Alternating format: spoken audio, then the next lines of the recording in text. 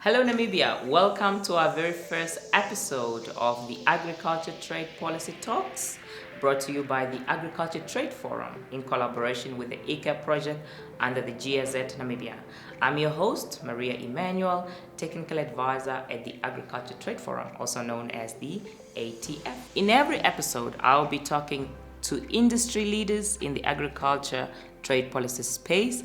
We'll be unpacking some of the trending and topical issues, including trade data shaping the agriculture sector in Namibia. Our guest speaker for today is Mr. Anton. He is the Senior Trade Advisor at the Agriculture Trade Forum. Thank you for joining me today in our very first episode. You are our guest of honor. What is the Agriculture Trade Forum and its role in the agriculture sector? Excellent. Yes, the Agriculture Trade Forum is a private sector-based organization, association not for gain, which was established actually way back in 1999 already. The thought was it came about among the private sector players that there's a gap in Namibia in terms of advocacy, trade policy advice, building a bridge between agriculture, private sector, government. As the trade landscape evolved, when the WTO was established in 1995, after Uruguay round negotiations were completed, there was a plethora of trade negotiations that suddenly emerged on the horizon, and the agriculture sector in Namibia realized that they will be either positively or negatively impacted by all these new developments on the trade landscape, and they then get together and decide, okay, let's have a body that can assist us, engaging government on trade issues, both negotiations and policy issues, but also have a body that can then filter back whatever comes out of all these negotiations back to private sector for them to be informed, to be able to move ahead and move along with the times as they were changing. And as such, the ATF, as it's called in short, was then established, formally in 2003, as an association not for gain, financed by members. One of the key negotiations that immediately we as Namibia, but also as part of SACU, had to enter into was in 1994, when South Africa became democratic and they decided to negotiate an agreement with the EU. We then realized that, okay, we had Lome arrangements, Cotonou arrangements, and that we had to make this a more permanent arrangement. And the ATF then, through its network, working with government, convinced that we should be part of a negotiations towards a permanent arrangement with the European Union, which then eventually culminated in an economic partnership agreement, where we then moved from a quota-based regime to a duty-free, quota-free regime for our beef, and our exports as a result continued and is still being pursued in those markets. So if you have to perhaps look at all our international trade negotiations that we currently party to, what would you place as your top three most lucrative for Namibia, especially for the agro sector currently? Our traditional markets, they remain the key ones, and that is the markets where we have actually entered into free trade agreements with trade partners. Of course, we do this as part of SACU because we're in a customs union. So that is the first key market that remains very important for us. South African market just across our border. It's a duty-free, quota-free market, very few barriers to trade. It's close proximity. We've got a common monetary area. So historically, South African market has been the most diversified as well for our exports. The other markets are, of course, the European Union, which we just touched on, because it's also a permanent arrangement and we traditionally have exported to the EU.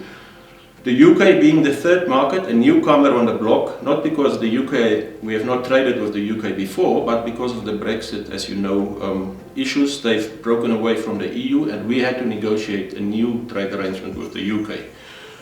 Managed to retain our duty-free, quota-free exports in the UK, and as a result we could continue to export a lot of our grapes, a lot of our beef to the UK as well. And then finally, Norway, which is a country in the EFTA region, which we also have a free trade agreement with, and traditionally we've exported a lot of high-value beef to the Norwegian market. So those are our traditional export markets which we currently benefit most of. What would you take as your top 5 subsectors in agriculture to promote for export? Of course, with the greatest ripple effect in terms of employment.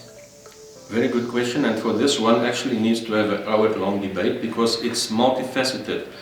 It's one thing to say, wow, we have this great commodity and we want to send it into the world, but it's a different matter if you look at the details that entails getting your product into an export market. So in the short term, as I mentioned, I believe our traditional markets will remain the most relevant. So our beef, our grapes, our dates, our charcoal, those will still be the key exports to these traditional markets because they've already managed to be competitive, they've already managed to meet stringent quality and SPS standards, and they've already managed to build a brand, create commercial presence in those markets. New products that we will obviously have an opportunity to venture into will be those that we really can see that we have a competitive or comparative advantage, and I think that is where you have to have this debate. Namibia currently is really a net importing country for most of the agriculture commodities. So when you are a net importing country, even though you produce partially some of the products, they are normally priced in your local market at import parity prices, which is very high compared to export parity prices. The moment you move into self-sufficiency and you now want to start to export, prices will not necessarily realize at the same level as in your domestic market. So that is where our competitiveness will be the key factor. Our supply side issues will be the key factor, whether we would actually be able to penetrate these new markets. We do have pasta, which we've very successfully, even though we produce very little wheat, we've managed through very good business models, trade agreements that we've negotiated, specific provisions, managed to understand the rules of origin, managed to add value to wheat that we import, make the flour here, make pasta here, and then export it. Currently we export to South African market, for example. We've also sent consignments to Australia, even though we don't even have a free trade agreement with them. So there's a new product which we see have a good potential. And then of course citrus, fruits, vegetables, those are all new products that we see a lot of interest in, which we believe we do have a seasonal advantage as well as a competitive advantage to get those products in the future into these new markets. Otherwise, our traditional meats, as we know, they will still be at the forefront of our exports. Our grapes, they will continue to thrive and penetrate new markets. But we are excited about these new developments, and we hope to get more of our niche products as well into the overseas markets. Thank you so much, Anton. This was very informative, and I think we'll have you back just to dive into more debate, especially unpacking SACU and all the trade agreements. Happy to do that. Yes, and happy spring. Thank you. What is in our export basket? Today we have a look at Namibia's export of pasta as well as instant cereal. During the period 2019 and 2020 financial year, Namibia exported 11,431 tons of pasta valued at 251 million Namibian dollars.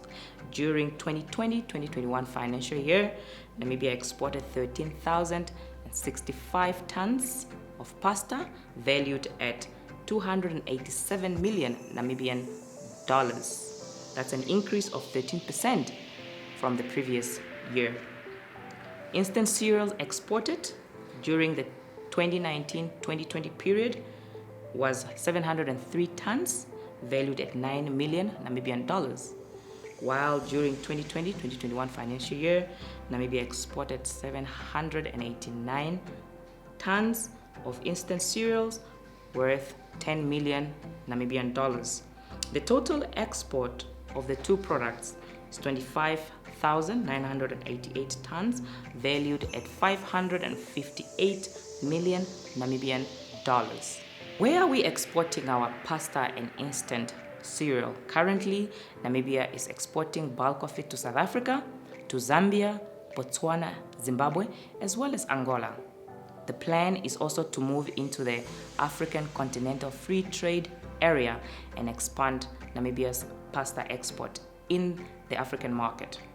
This data is brought to you by Namib Mills, who are our main manufacturer of pasta and instant cereal in the country. And that was it from me.